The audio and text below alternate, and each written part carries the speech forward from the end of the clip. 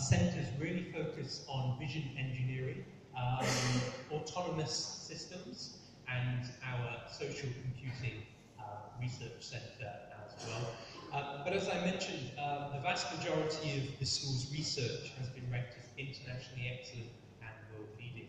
And a lot of that research very much focuses on the development of medical imaging technology in the fight against cancer, but also artificial intelligence and assistance. So we have another fantastic robot, or two robots, with a very oddly named of Linda. So Linda has been developed to help carers in a care home setting. So in particular, a care home that is home to the elderly, or perhaps those with certain disabilities that prevent them from carrying out their day-to-day lives in terms of picking up objects and moving them. So Linda has been designed to help people in a care setting by moving objects around the home and by detecting potential dangers such as slips and trips. So that is just two very brief areas that I wanted to introduce to you today. To really demonstrate some of our industry links in terms of robotics and artificial intelligence, we're currently working very closely with G4S Security, which is one of the largest private security providers in the world. And we're working very closely with G4S in the development of robotics in terms of security and security detection and sensors. In areas more aligned to mobile technologies, in particular speech-based recognition systems for driverless vehicles and so on. We're actually working very closely with Samsung, one of the world's leading technology companies. And through that very unique relationship with Samsung, in the last few weeks, Samsung has sponsored 3 fully funded Masters by Research placements at the University of Lincoln. And I'm really delighted to see that we have quite a good number of applications from Indonesia for those positions this year. But as part of that very unique link, the University of Lincoln and those particular 3 students will be working with Samsung on the development of their new technology within speech-based recognition. So it is very commercially sensitive, so I can't go into too much detail about that. But one of the great things about this particular program is those students will spend a period of time working at Samsung's headquarters in South Korea. So a fantastic collaborative project within the school.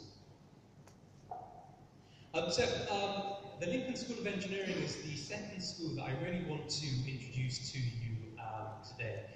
So the Lincoln School of Engineering really has teaching and research specialisms in mechanical and electrical engineering. And certainly over the next 2 years, we'll be focusing also on civil engineering as well. So as you can see, we offer a fairly small number of very specialised programmes within the school. But in particular, again, our links with industry really does set the Lincoln School of Engineering apart from other UK universities. We have something called a global partnership status with Siemens. So as many of you will hopefully know, Siemens are one of the world's leading industrial and technology companies. But we worked very closely with Siemens through that very unique link. We're only one of 4 universities in the UK to have this particular partnership. And that includes universities like University of Cambridge and University of Newcastle. So through that very unique relationship, Siemens have located their research and development and their training department into the University of Lincoln. So we have a number of very senior engineers from Siemens and Siemens Turbine Technology branch teaching the various modules on our programs. But because of this, our engineering programs are ranked in the top 10 overall. Our engineering graduates go on to some fantastic careers in organisations as diverse as BAE, Rolls-Royce, Siemens. But our engineering programs, in terms of ranking, so we're 4th in the UK for career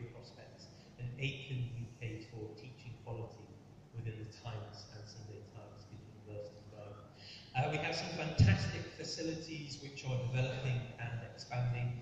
And in September 2017, the construction of our new Sir Isaac Newton building will be complete, which is an investment of over £60 million into a new hub for our science, computer science, engineering, mathematics, and physics programs. So in terms of research collaboration, the school currently works with a number of international partners around the world, which I'll detail a little later on. But really it's our international portfolio of research collaboration with world-leading companies and organisations. So to give you an example of some of our recent joint research collaboration, organisations such as Mitsubishi, the UK Ministry of Defence, the US Navy, Airbus, Lotus, Napier, NATO, BAE, the Department of Energy in the US, just some very small examples, the International Atomic Agency as well. There's some very, very strong links there around the world. But in particular, our research groupings within the School of Engineering very much focus on power and energy alongside intelligent systems. Okay? So some of those examples include combustion analysis, fluid dynamics for aerospace and marine systems, aircraft power and actuation. Renewable energy is a big focus of the School of Engineering, alongside gas turbine technology. But some of the research projects include the development of autonomous vehicles in conjunction with our School of Computer Science. Another example... sorry, Stefan. Sorry, I've got 2 minutes. Okay. We're currently working very closely with the Royal Navy in the UK in terms of developing the design of future aircraft carriers in the UK as well. So in terms of international partners, across those 2 schools we have a very large portfolio of partners here in Southeast Asia. They predominantly focus in China, Malaysia, and 1 or 2 in Vietnam. We are very keen to develop greater academic links across Indonesia, both in terms of research collaboration, academic exchange, and student exchange as well. Sorry, next slide. So in terms of English language requirements, so most of our programs require a minimum IELTS of 6.0. We do offer a wide range of pre-sessional English programs of 5, 10, and 20 weeks long throughout the year. Tuition fees, we are very reasonably priced. We have the currency conversion there in Indonesian rupees, and again, this is something I can cover a little later on. I'm just going to really quickly run through these last few slides. In terms of scholarships, we have a fantastic scholarship offering at the University of Lincoln. So all postgraduate students from Indonesia will automatically receive a £2,000 scholarship. But we also have a wide range of scholarship options at undergraduate level as well. So a wide range of accommodation options across the university, both on campus and off. So these circles here represent our main halls of residence that are within a 2 to 3 minute walk of our campus. But as one of the UK's smaller cities, our living costs are some of the lowest in the country as well. So in terms of applications, we do have 2 intakes each year, September and January and February, but we do accept PhD students right the way throughout the year. Okay? Just one very important slide that I want to particularly highlight. In terms of supporting international partners, we are very open to a range of discussions and arrangements. So models of 2+2, 3+1, and so on. We do offer a range of fee discounts to partner institutions, which start at around 20%.